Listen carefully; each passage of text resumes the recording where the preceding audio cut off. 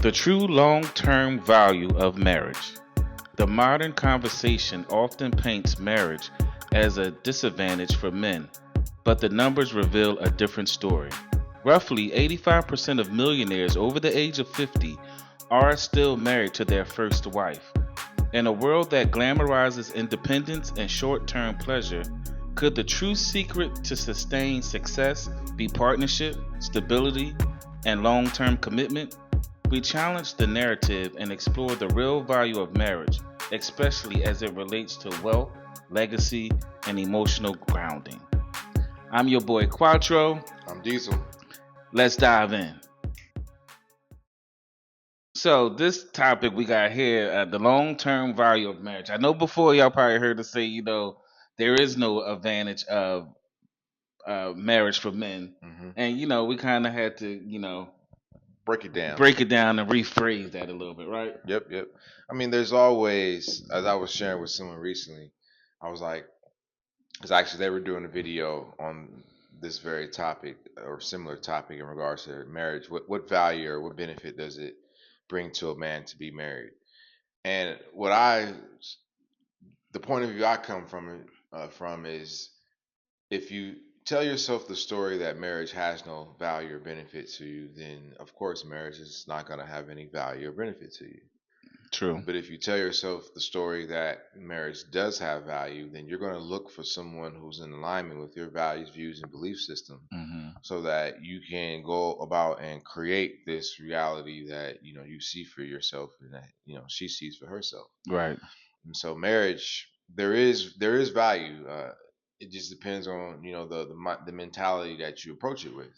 Right. And in most cases nowadays, from what I've been quote unquote seeing, we've now began to view marriage as a prostitute trick dynamic, Mm. and it's always somewhat been that way for the majority of people, I would say.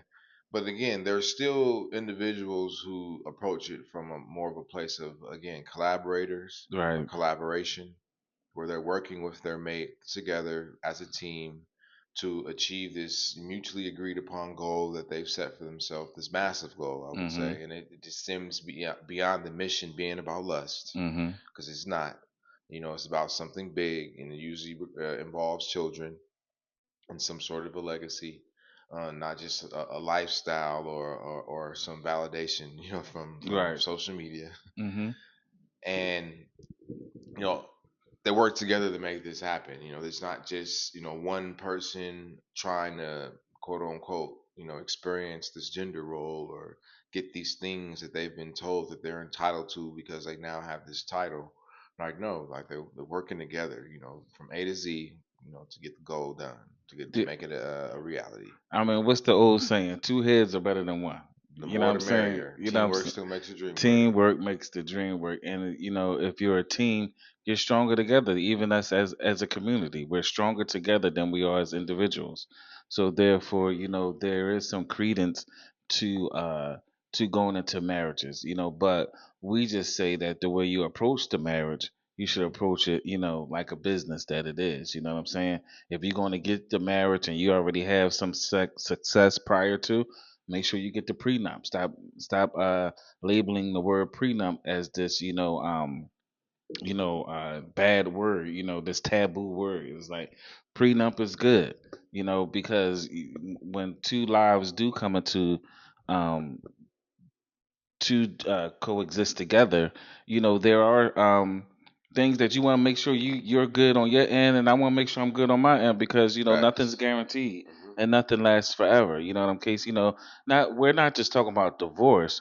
There's other things that happen, death or Disability, dismemberment, right? yeah, disabilities. You know what I'm saying? Dismemberment too. Yeah.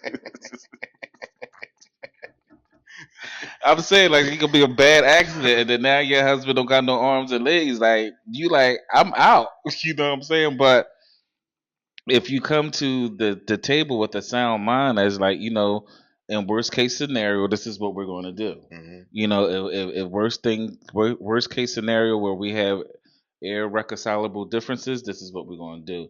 If something happens where I die before me, or you die, or I die before you, this is what we're going to do. If there's some extreme catastrophe that happens and I end up not being able, and I'm out my mind, I'm just a vegetable, you know, I'm not going to want you to be held to, I want you to still to be able to enjoy life. So you got to have these conversations, and that's what the prenup Hmm. is, making reservations and plans for worst case scenario.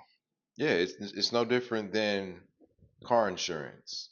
Yep. Uh, a quote I shared with you that I came across recently where it said, because a lot of people's retort or Hmm. reason for not wanting to do the prenup is it's like, oh, you got one foot in, one foot out the relationship, and you're just starting in bad faith. Hmm. You know, they say all these things, but again, it's not about starting in bad faith or having one foot in and one foot out. It's about being realistic. Yes. It's not, being in this slumber of love, happiness, and comfort because you're trying to again live out this fantasy that you've been, the story you've been telling yourself, your whole life. It's about being realistic and understanding that when you do get married, there are certain, rights and obligations that Hmm. change, legally, and you want to be conscious of those things Yes, and you want to be definitely. mindful of those things ahead of time so that you understand what you're getting yourself into so Absolutely. that you can plan accordingly. Hmm. And to your point, it's more than just divorce. You know what I Yeah. mean? It's a lot more than just divorce. So especially in this day and age, since now the man and the woman are coming to the quote unquote altar Mm. with some level of quote unquote resource, even if Yes. it's just a retirement account, Whatever it is. whatever it is. Nowadays, we are coming, but most importantly, you just want to have your plans in place. So another one, so death, for example, the Hmm. reason why a lot of people experience probate court is because there was no prenup in the sense in place. Hmm. There was no planning in place, no reservations, as you put it, so that in the event this happens, and we do this with the assets. And Right. one of those reservations is making sure that the assets are in trust, Hmm. and with your heirs named as the beneficiaries, so that in the event of a untimely death, or unexpected death, again, the legal aspect of your passing in regards to the assets, it just flows Yeah. without having to go to probate court. And then it also gives you a level of comfort. Like you don't feel trapped Hmm. and you don't feel obligated. And and that when people feel trapped and obligated, that's when a lot of, issues start to derive from those feelings. It's like, I have nothing outside of this. But if we, realize, we come to the table, make a business decision, and I understand that you, as my wife, during our marriage, you're providing me, everything I need to be successful as a man, and you're taking care of the household and the kids, and boom, boom, boom. I'm responsible enough to understand that. Well, if this don't work, you know, for your contribution, your equity that you put into the business, you are entitled to walk away with this portion of resource. Hmm. You know what I'm saying? And then that way, that takes the pressure. Is like, we could relax, we could breathe, and then we could enjoy each other. Hmm. Without you know meddling in the confines of our own minds of what if, well, what if this happened, what if is this gonna, is he gonna take care of me, and then no, it's already laid out black and white, so you could just go and enjoy each other. I mean, it really boils down to you not having to be in conflict with yourself over the what ifs. Yep. And that's the importance of planning out ahead of time. Yep. So a prenup is more than just divorce, as we've been saying on multiple occasions, and we went and got a couple of videos, we want to share with you guys. So we'll go ahead and get the first one knocked out right now. I've said before that marriage is like the lottery. You're probably not going to win. But if you win, what you win is so good that I think it's worth it to try. When you see those happily married people, genuinely happily married people, they're few and far between. But man, they have it good. Like having a solid partner, like having one person who you emotionally, physically, romantically, like you have all of these connections with, like what's better than, I mean, we all know at the end of the day, like this love is the greatest thing. Yeah, I like how my guy put it. He's like, marriage is like a lottery. There's no guarantees, and more than likely, it, due to statistics, it might not work. But if you prepare yourself accordingly to go into this endeavor or venture, you know, y- you don't have to be subject to the stress Hmm. of it. You know what I'm saying? You don't have to be relegated to the constant uh, battle in your mind about what ifs, like we said. Well, that battle in our mind ultimately is the conflict. Yeah. The conflict that we put ourselves in over these unresolved Mhm. issues that we are having, Mhm. specifically with authority or with commitment, things of that nature. Based upon most likely some trauma we Mhm. experienced as a child. Mhm.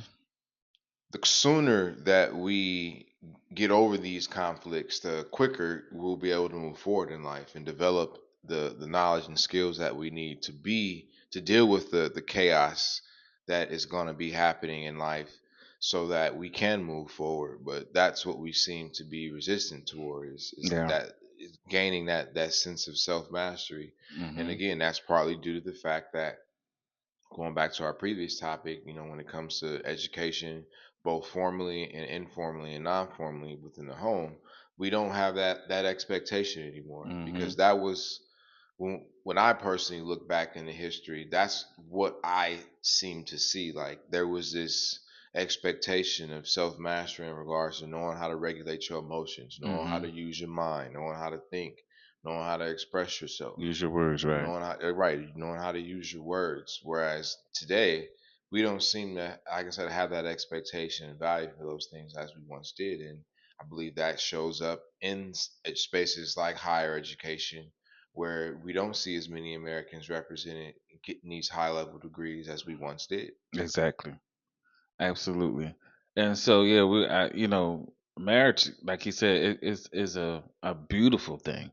To have someone that's right by your side that you rock with and roll with, intellectually, emotionally, sexually, and professionally, and just having someone that's on your team, on your side, and down with your program, or y'all create the program that works for both of y'all together, whatever the case may be. Like, that's a beautiful thing, and you can't lose. I mean, what I've been learning recently is that how we approach life, how we approach these things that we have to deal with, the mentality that we come with, the level of self mastery that we come to it to, that's going to have a significant point. I mean, impact on the result that we produce, Hmm. because again, that mentality or that paradigm that we're operating from, like, that's a big part of what is going to give us the thoughts, the attitudes, and then the action to go do something.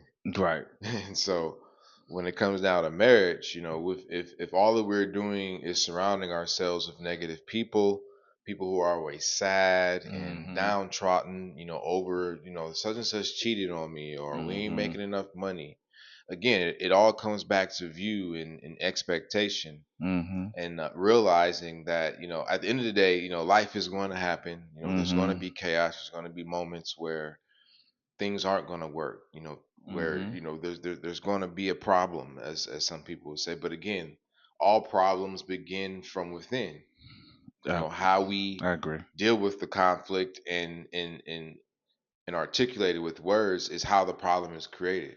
Hmm. Because you can be in a room and, quote unquote, within your own thoughts, your own mindset, have a problem with somebody, but it's not an issue in regards to two human beings interacting with each other until someone expresses the problem. Right.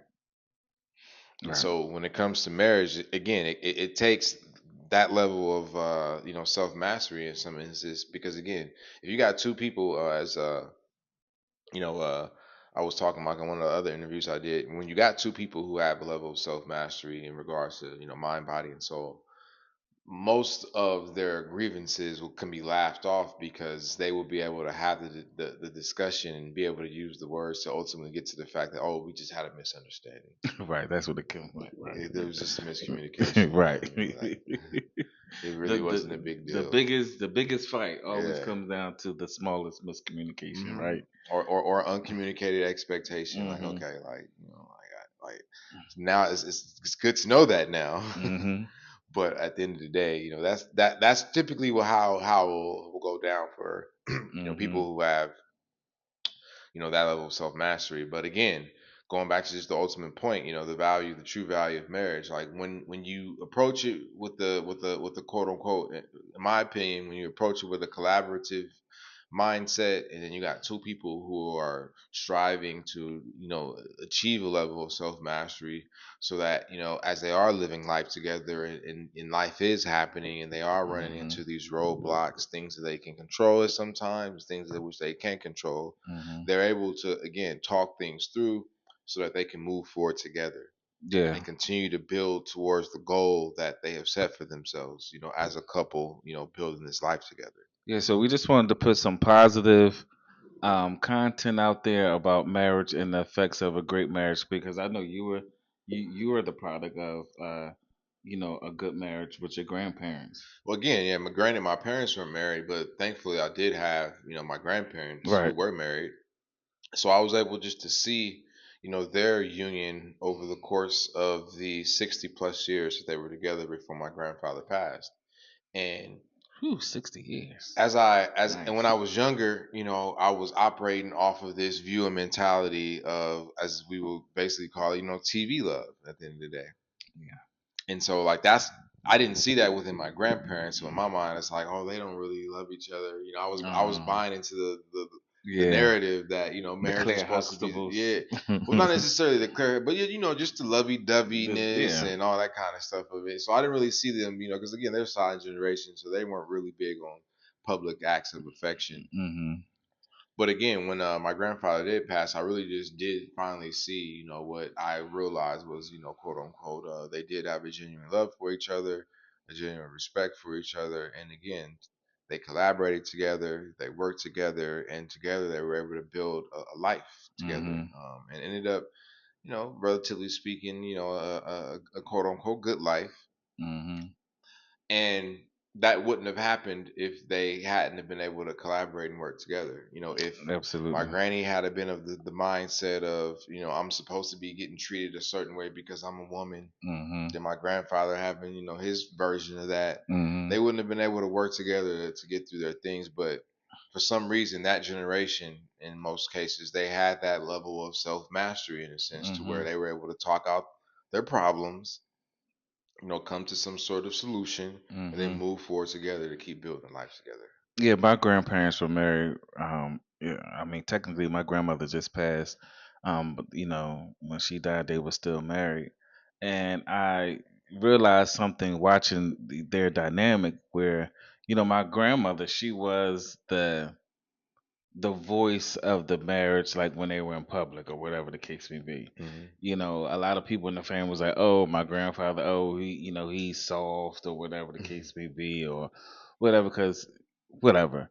But I also seen like I was with my grandmother in the house, and I would see what she did to make sure she made sure my grandfather had lunch. Uh, when the lunch was made, she made sure breakfast, lunch, and dinner was cooked to the point. I remember one day it was close to my grandfather coming home from work, and she didn't make the bed.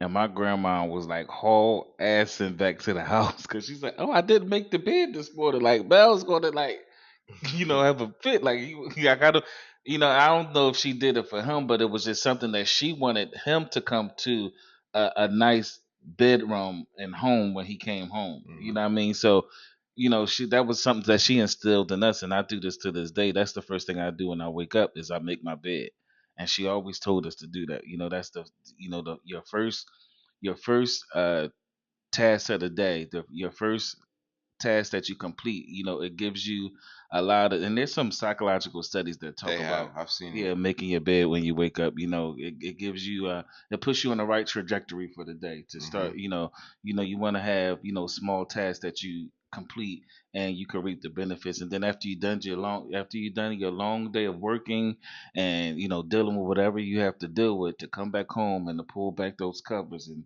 getting a nice, comfortable made bed is, has a lot of psychological effects on you and gets you prepared, gets you a great night's sleep, and helps you relax. So on that note of teamwork, we got a video on that. So let's go ahead and roll that Absolutely. clip. The majority of really wealthy people have long-term relationships and are in a monogamous relationship. They're married because the team is a fantastic way to build wealth. But if the stats are true and 50% of people are getting divorces, doesn't that mean that if I'm building wealth, there's a 50-odd% chance that I'm going to lose half of it if I'm married or more? Well, first off, if you have wealth going in, get a prenup.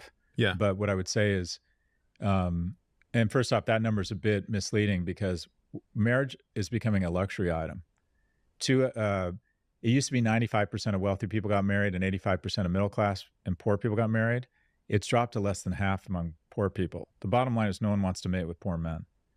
And wealthy people attract a lot of mates. And generally speaking, really wealthy people, I mean, there's all these, it's fun to do TikToks about Jeff Bezos on a yacht with his new girlfriend and everything. But the majority of wealthy people are actually stay married. And the team is really powerful.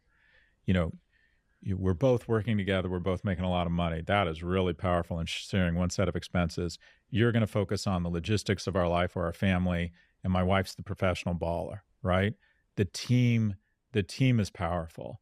So this notion that you shouldn't get married, or I'm not suggesting the marriage is for anybody or stay married no matter what. I'm not suggesting that at all, but there's just no getting around it.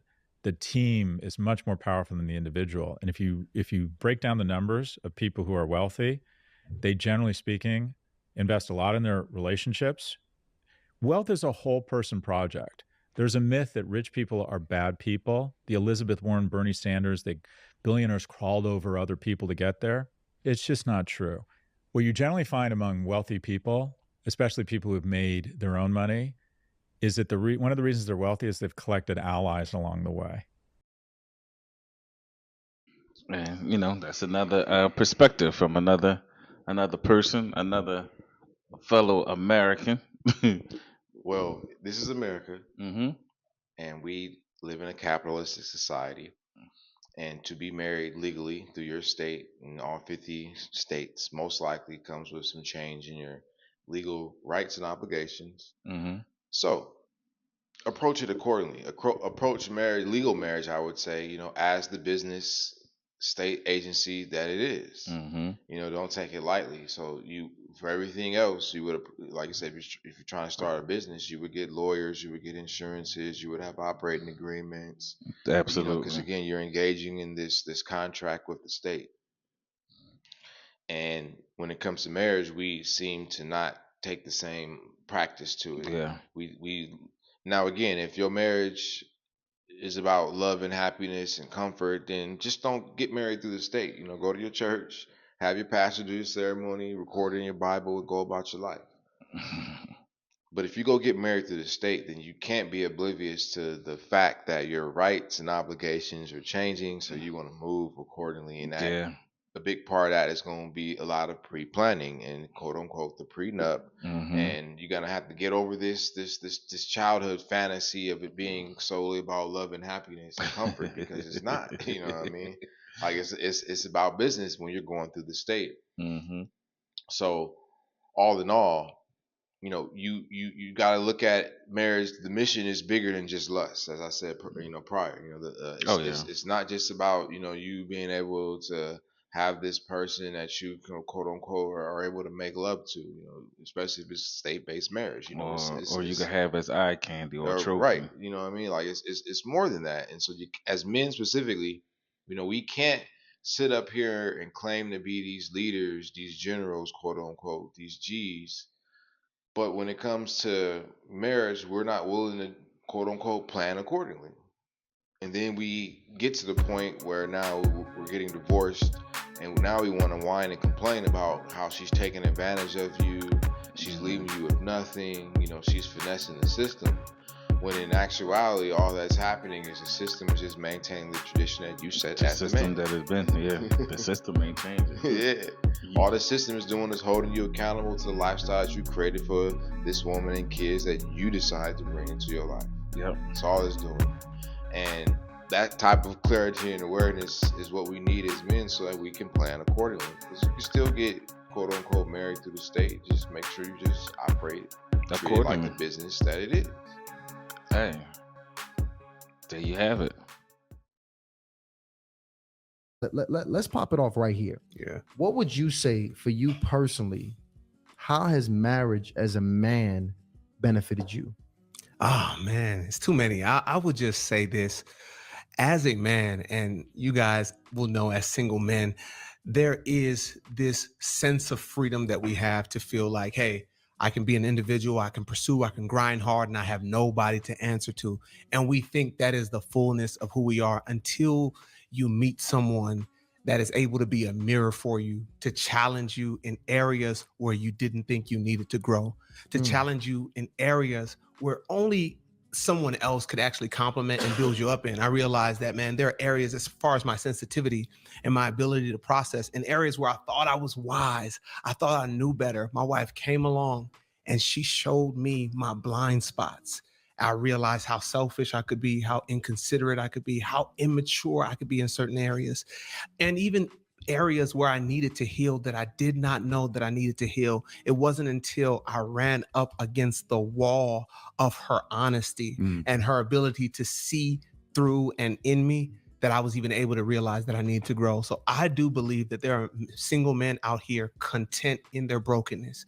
No one has been able to confront those areas of brokenness. Nobody's been able to confront those areas of void. And they've somehow been able to manage or mismanage and walk around with a self-defense mechanism that they call personality. They're like, I'm like this because this. I'm like this because no, you built this up because you went through this. You built this up because you don't want to go through this. You saw your dad do this and you want to avoid this, and you become this caricature and you say, that's me. No, that's pieces of your brokenness that you've glued together and you call it yourself. And you realize why certain people are highlighting areas of your life that you think are okay. Like you can't stay in relationships. When things happen, you escape, leave things, you move around. You can't deal with authority here and there. You can't take this. You can't talk to your brother. You don't talk to your dad. And you don't know what these things are. And sometimes you have a friend. I call a wife a friend. If you can't find a friend in her that's able to show you, hey, you're really impatient. You're afraid in this area. Have you ever had someone that just look you in the eye and say, I could tell you're afraid here. Like, I could tell that you need to grow here, or that's an area of immaturity. And when you have that 24-hour accountability, someone you can't escape, you wake up with them, they see you at your worst, see you at your best, so they could love you at your worst and love you through your best. I think that there's an aspect of growth that you will miss unless you have that person that walks through life, through the most intimate and darkest parts of life with you.